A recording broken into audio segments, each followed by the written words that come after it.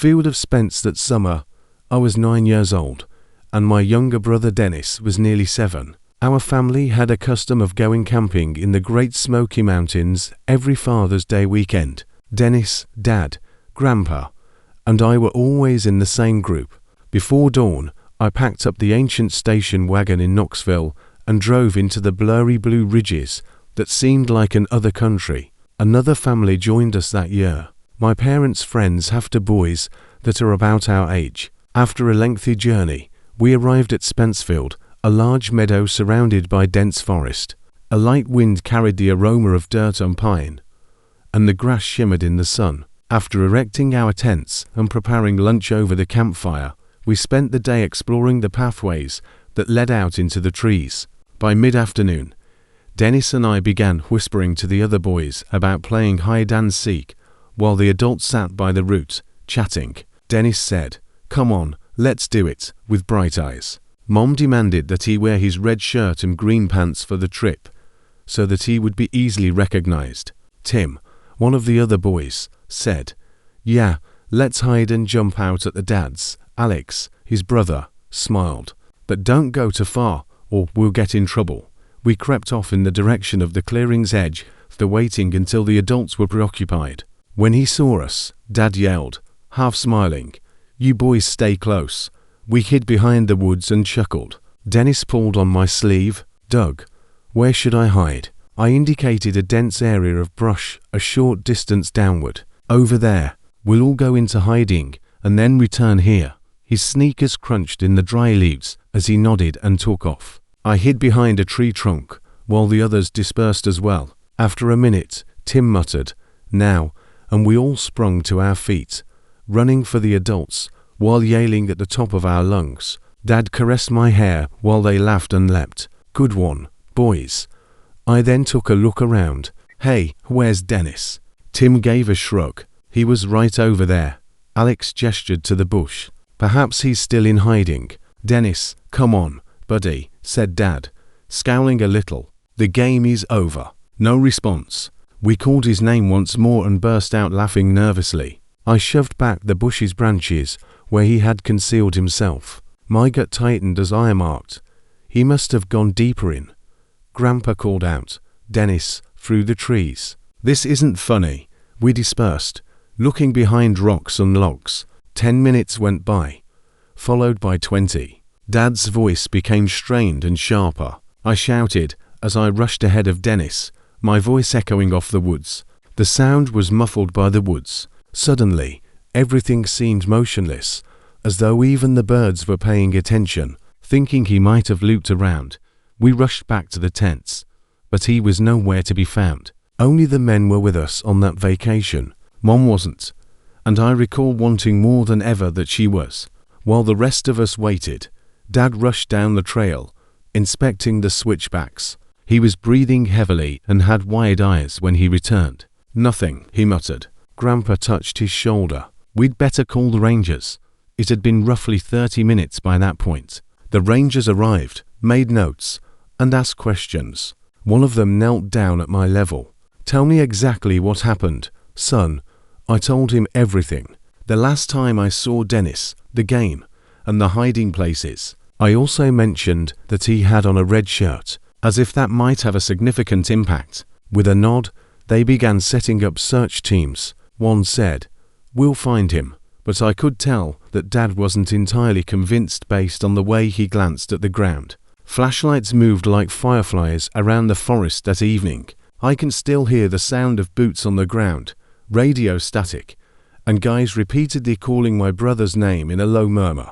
A ranger froze at one point. He muttered, "Did you hear that?" We all came to a halt, faint and distant. It sounded like a cry. Someone whispered, "Could be an animal." However, it caused my heart to race. "Dennis," I cried out into the darkness, my voice breaking. No response. More searches showed up by daybreak. Soldiers, volunteers, and even helicopters surveying the ridgelines. The forest, which had been so spacious and enjoyable yesterday, now seemed to go on forever, filled with solitude and mist. Dad asked me the same question over and over. "Doug, did Dennis say anything before to going into hiding?" Nothing at all. No, I repeated. Just a place to hide.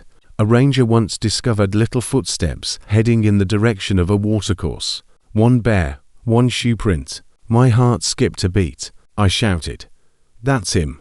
But the prints disappeared at the edge of the lake. I noticed my father's dread for the first time at that moment. A family trekking nearby later claimed to have heard a scream the same moment that Dennis vanished. They reported to a ranger that they had saw a man hurrying through the forest with something wrapped in red fabric. The man's clothing were ripped, he was filthy, and he was unshaven. Dad continued, his voice shaking. Red cloth.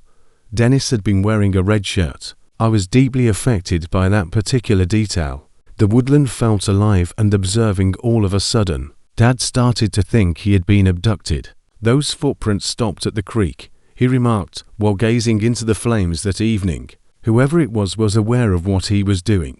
I lay awake, listening to the wind rustling the tent walls and the crackle of the fire. Every sound in the area sounded like footsteps. I couldn't stop thinking about Dennis's laugh and how he had glanced over his shoulder before bolting for cover. I ought to have accompanied him. I ought to have stayed beside him. The days turned into weeks. The volunteers departed after the rangers. We eventually left him behind and headed home. Every time a car drove down close to our house 4 months, I would glance out the window, almost expecting to see him striding up the drive, grinning, mud on his shoes, and pleased with how effectively he had concealed himself. However, he never returned. Somewhere deep in the Smokies, they discovered bones years later. There were rumors that these might be his, but no proof was ever found. Dad never stopped looking in his own way. He would drive up there 1 or 2 a year, write letters, and call park authorities. He would stand at the meadow's edge and gaze at the line of trees. I occasionally still have dreams about that day. My brother was taken by the Smokies, or someone in them, as the red shirt faded into the green. The laughter subsided, and the woods held their breath. The fact that we lost him isn't the worst part either. We just didn't know how. Shadows and petals that, like many other Mother's Day mornings in our family, this one started. The promise of a picnic in the country, warm grins after church, and the subtle scent of polished pews blending with Mom's perfume. At the age of 11, I was able to assist my younger sister Marjorie unfasten her own clothes. She was 4 years old and had red curls and freckles that didn't seem to stay groomed for very long. Her father used to refer to her as his little spark. Alan, my 7-year-old brother, was sitting in the back seat between us, humming a song from Sunday school while kicking his shoes against the seat. Mom turned to smile at us and said, "Settle down, Alan," gently. She wore her cream hat, which she only wore to church, with the small blue ribbon. As the road wound through the forest close to Bradford, Dad was behind the wheel, tapping the steering wheel to the beat of a hymn. The windows were slightly open to allow in the penescent air as sunlight flickered through the trees, vivid and vibrant. We met the Acrolins at a clearing by the road, a peaceful spot Dad loved for picnics, with a piece of open grass sprinkled with wild flowers and a nearby stream. While his wife assisted his mother in spreading the checkered blanket, Mr. Ackerland was already unpacking his fishing gear. I recall the rustle of paper wrapping, the sound of laughter, and the scent of sandwiches combined with the cool breath of the ground. Marjorie pulled on my sleeve. She chirped, "Daddy, let's get Mama some flowers." In my hand, her tiny hand felt cozy and small. I glanced at her excited face, and then back at Dad, who was discussing the fish in the stream with Mr. Ackerland. "Okay, but not too far," I replied. Our patent leather shoes slipped a bit on the wet grass as we skipped in the direction of the tree iron. There, the trees were soft and sufficiently open to let in long golden ribbons of sunlight. Violets, a vivid purple against the green, covered the ground in patches. With her locks dancing, Marjorie laughed as she picked them. She said, "I'm going to make the biggest bunch ever." That's when the game began. Half play, half pretend. "Let's play hide and seek with the trees," she replied. I dramatically covered my eyes with my palms as I closed them. 1 to 3. Her laugh sounded like wind chimes. She squealed and came running to give me a hug when I discovered her behind a boulder. Mom's words drifted through the blanket. "Girls, don't go too far." With their poles, Dad and Mr. Ackland set off for the creek. "Watch for snakes." Over his shoulder, Dad called. Mom shaded her eyes and leaned back against the automobile. "I'll take a little nap. I'm feeling sleepy from the sun." Alan remained close to the meal, occupied with a cookie. It was one of those afternoons that seems to go on forever, still and slow. Marjorie ran behind a group of shrubs. "You can't find me this time," she teased. I looked up after counting to 10. Whether she was ready or not, I found her smiling and crouching with ease. "You're too easy," I said. "It's your turn to count now." She put her little hands over her eyes. A few distance away, I ducked behind a rock. We both laughed till our sides ached when she discovered me. By then, we had amassed a lovely mound of violets. I responded, "Let's take them to Mama." But Marjorie shook her head and grinned a little. "You leave. This time, I'll hide really well." I paused. "All right, but wait until I return before moving." Her locks bobbed as she nodded gravely. I ran up to the vehicle. I held out the flowers and said, "Here, from Marjorie and me." Mom brushed them with her fingertips while grinning. "They're very beautiful, my dear." "Your sister is where?" I said. "She's hiding. I'll go fetch her." I made a quiet call when I got back to the location. "The game is over, Marjorie." No response. I looked over the rock. Empty. Nothing behind the bushes. Once teeming with birdsong, the woods now appeared excessively silent. I called again, louder this time. "Marjorie." Nothing yet. When Alan heard me, he bolted. "What's the issue?" I tried to seem composed as I said, "I can't find her." Together, we parted shrubs and looked behind trees as we searched. My skin prickled from the silence. Dad and Mr. Ackland stopped laughing when they saw my face after coming back from the stream. "She was just here," I said, gasping for air. Dad's face became stern. "Spread out," he commanded. "Call her name." Mom yelled, her voice cracking. "Come to your mother, Marjorie." Mrs. Ackland called as she rushed to the road. Her name reverberated throughout the woodland, resonating off the trees. Then, close to the boulder, someone discovered her tiny bouquet of violets crushed. The stems were shattered. Something chilly settled in my gut. To notify the police, Dad drove into Kane. I recall the fragrance of the station, cigarette smoke, coffee, and ink. Dad told the police that the little girl had red hair, freckles, and a red hat. She was unable to travel very far. The policeman gave a nod. "We'll locate her. Do not be concerned." The forest was illuminated with lanterns by nightfall. Men from neighboring towns arrived. Boots are crushing, calling into the darkness of voices. "Marjorie West, Marjorie." I sat next to my mother and watched her twist her hands in her lap as women brought meals. Soft, chilly rain started to fall. Up until midnight, the searches persisted. They returned with bloodhounds at dawn. After sniffing her garment, the dog ran uphill the direction of an ancient cabin. There was only silence and dust within. At the road, the trail came to an end. That afternoon, a man reported seeing a dark Plymouth driving off. My heart thudded uncomfortably at the thought. Days went by, followed by weeks. The forests were repeatedly combed. Fields were turned upside down, streams dragged, and wells were investigated. There were flyers everywhere. 4-year-old Marjorie West is missing. Her smile and copper-colored locks were captured in the photo, but she never returned. The FBI arrived, made notes, and asked questions. Rumors circulate. She had fallen into a well, according to some. Some whispered about weird men on the way or bears. Dad wandered the woods with a lantern every night, not getting any sleep. Mom waited for a call while sitting by the phone, but it never arrived. The years blended together. The posters turned yellow. The volunteers ceased to show up. We relocated, but not very far. Mom said once, her voice shaking, "Just in case she finds her way home." Alan ceased discussing her. A part of me remained in those woods, counting to 10, despite my best efforts to mature. Even after being married and starting a family of my own, I continued to ponder. Did she just stray too far, pursuing a butterfly into the forest, Or was she taken by someone? I swear I can still hear her laugh when I go to that woodland. Between the pines, it fades quickly and softly. What might have happened is not the most terrifying aspect. We'll never know, because the woods still hold their mystery someplace out there, and I continue to hear her voice in the breeze. And I continue to hear her voice in the breeze. 20 counts. It was October 2006. One of those chilly Oregons with a pine and cool stone scent. For a weekend, my son Alex and I traveled alone to Crater Lake National Park.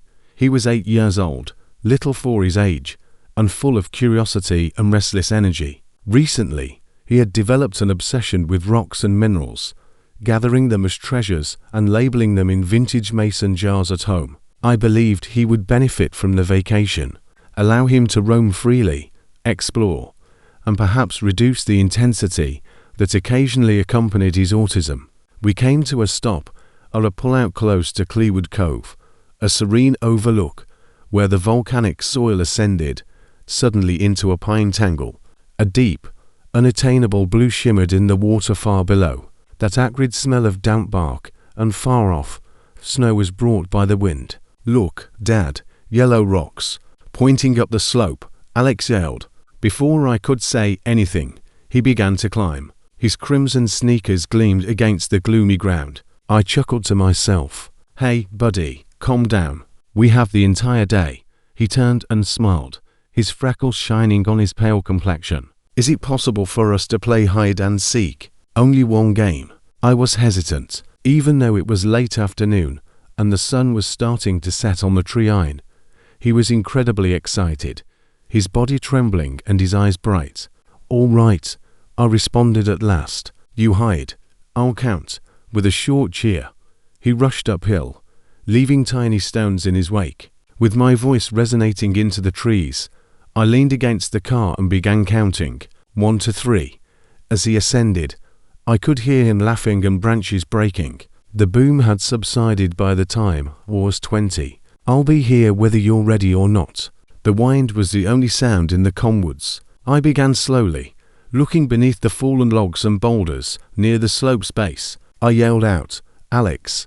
No response. I thought he was attempting to outwit me, so I smiled a little. He was skilled at it. "You made a wise choice, don't you? I'll locate you, though." With my boots slipping on the loose cinder, I ascended higher. As the trees grew thicker, their roots twisted over the ground like cables. I yelled, "This is fun, but we have to leave soon." Nothing yet. My smile had vanished by the time I got to the summit. I looked forward at the clearing. A few rocky outcrops and a few dispersed pines. Too much silence pervaded the air. I made another, louder call. "Alex, the game is over." The echo was the only one to respond. I started looking diligently, looking behind stumps, beneath logs, and through brush. "Come on, buddy. You prevail. Let's head out." 5 minutes went by. 10. My heart started pounding. He had previously concealed and refused to emerge until he was certain the game was done.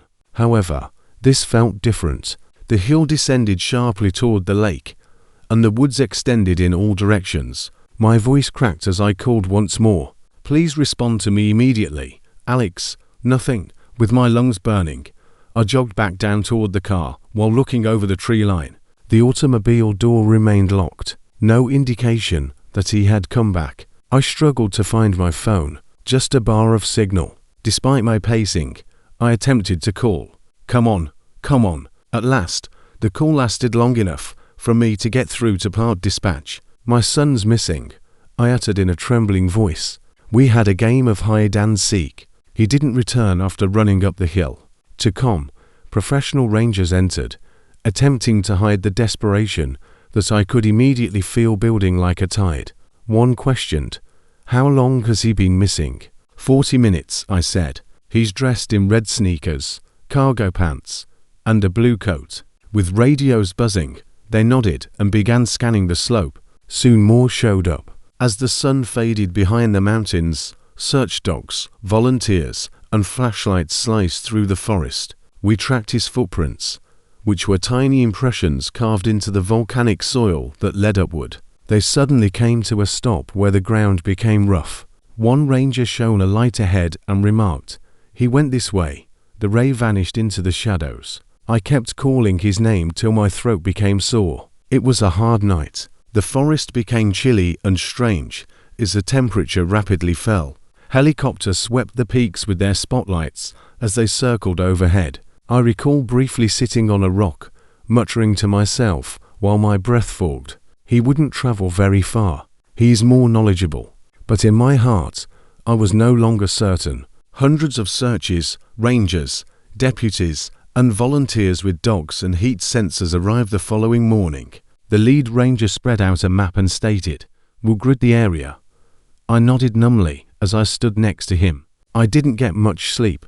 All I wanted to do was relocate. We scoured kilometers of terrain, over fields of jagged rock, through dense pine, over slopes, and down gullies. Voices resounded around the park.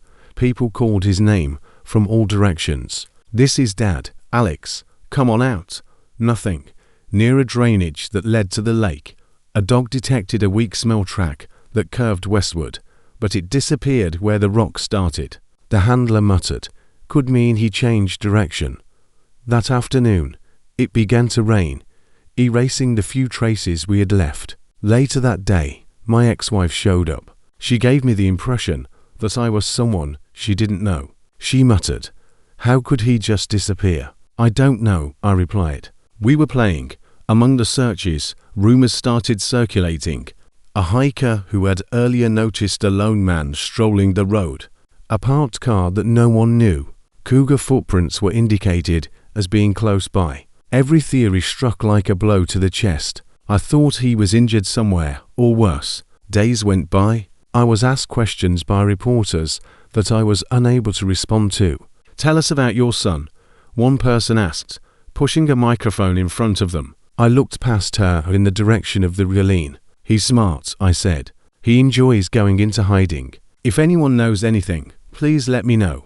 Snow started to fall around the 5th day. Drifting through the woods are thin flakes. At night, ground search will have to be suspended. I was informed by a ranger that things are becoming risky. I pleaded with them to continue. "He's out there. I sense it." However, the formal search came to an end before the end of the week. Volunteers left for their homes. The rangers prepared their equipment. I remained. I called his name into the breeze as I strolled the same paths by myself for weeks. I went back year after year, inspecting the same valleys and ridges. There was never anything found. Not a shred of clothing, not his shoes, not his jacket. Even now, on certain evenings, I imagine that I hear his voice, however faintly. I half expect to hear him chuckle when I wake up, but instead I see him emerge from behind a tree and declare that he has won the game. However, the woodland preserves its secrets,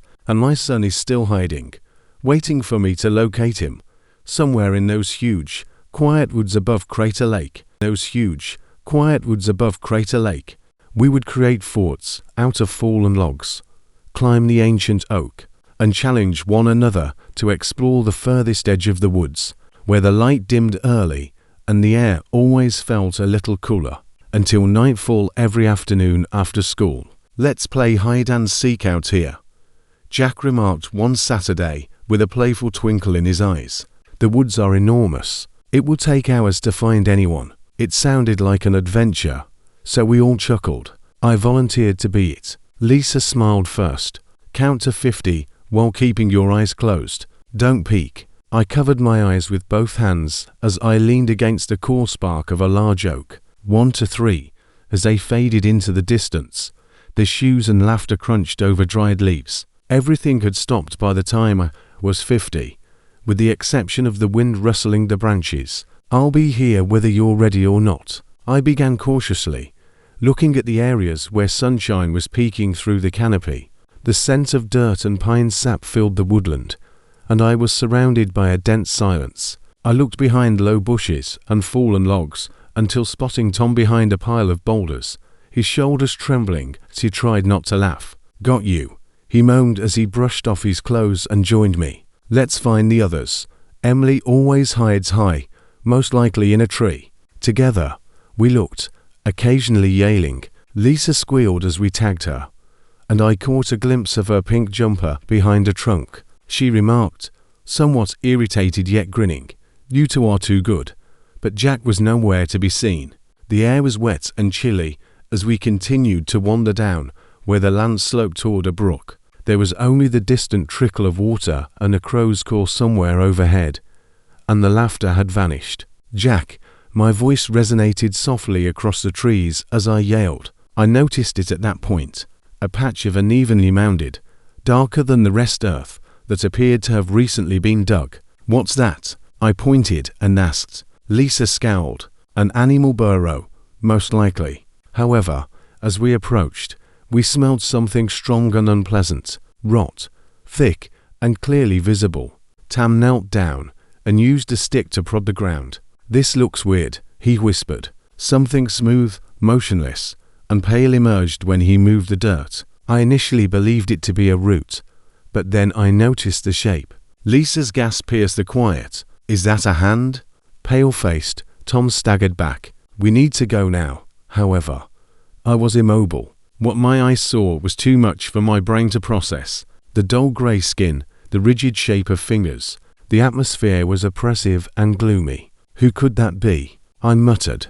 The stories had been told to us. People from neighboring villages had gone missing, but they had always seemed far away, like scary stories told to children. It was real now. Lisa took hold of my arm. "Come on, Alex, then break." Somewhere behind us, a branch broke. Loud, deliberate. Tom froze. "Have you heard that?" Another drew nearer. On dry leaves, heavy footfall, deliberate like boots, rather than the swift rush of an animal. "Someone's coming," Lisa muttered. With our hearts racing, we began to retreat from the mound. A person appeared through the trees. A big, tall man with a shadowy face. He was moving directly in our direction. "Run," I growled. We ran away. Our cheeks and arms were beaten by branches. The jungle came alive with sound all of a sudden. The man's heavy footsteps, our terrified breathing, and his pursuit. He said, "Hey, stop," in a harsh, irate, and intimate voice. We didn't dare look back. Tom stumbled and yelled as his knee struck a rock. But Lisa and I caught him and pulled him up. "Keep going. Stop, kids." The man shouted once more, this time nearer. Even though my lungs were burning, I was able to push harder, since I could see the sunlight and the edge of the forests ahead. We stumbled out into the open and stormed into Emily's backyard. With her eyes wide, she got up from hiding behind a shed. "What happened?" "There's a body," Tom exclaimed, "and someone's chasing us." We ran the final distance to my house, locking and slamming the door. When my mother saw our faces, she turned away from the kitchen and dropped a dish. We all interrupted one another to discuss the hand, the scent, and the man in the woods. "What on earth?" She reached for the phone, her hands shaking. "Indeed, officer, something was discovered by my kid and his pals." "It's awful," she said. The sirens arrived quickly. As I brought them back, I could hear voices on radios, blue lights flashing against the trees, and officers cautiously making their way down the route. I gestured to the dirt pile. They took their time digging and found what we were already afraid of. A human body buried shallowly and covered in sheets. It was a missing person from a nearby town. Later that afternoon, the man who had been pursuing us was apprehended while hiding close to the tomb. He acknowledged that the police had assured us that we had acted appropriately. However, I had trouble falling asleep that night. I almost expected to see a shadow watching from the tree-line, but every creak of the house had me sit up and look out the window. Even now, years later, I occasionally consider the possibility that he may have been out there, watching and waiting, while we were playing games in the woods, laughing and hid.